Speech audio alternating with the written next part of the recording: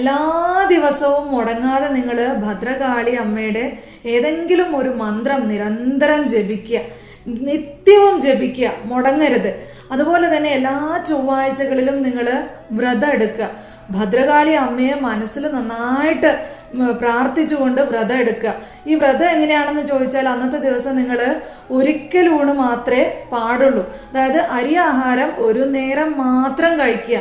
ബാക്കിയുള്ള സമയങ്ങളിൽ നിങ്ങൾ പഴങ്ങളോ അല്ലെങ്കിൽ മറ്റുള്ള ധാന്യങ്ങൾ, റവ, ഗോതമ്പ്, റാഗി പോലുള്ള ധാന്യങ്ങളൊക്കെ ഉപയോഗിക്കുക. അരി ഒരു നേരം മാത്രം കഴിക്കുക. എന്നിട്ട് അന്ന് വൈകുന്നേരം നിങ്ങൾ സൂര്യൻ അസ്തമിക്കുന്നതിന് മുന്നേ തന്നെ ഭക്ഷണം കഴിക്കാൻ വേണം. സൂര്യാസ്തമയത്തിന് ശേഷം ഒരു ഭക്ഷണം കഴിക്കാതിരിക്കുക.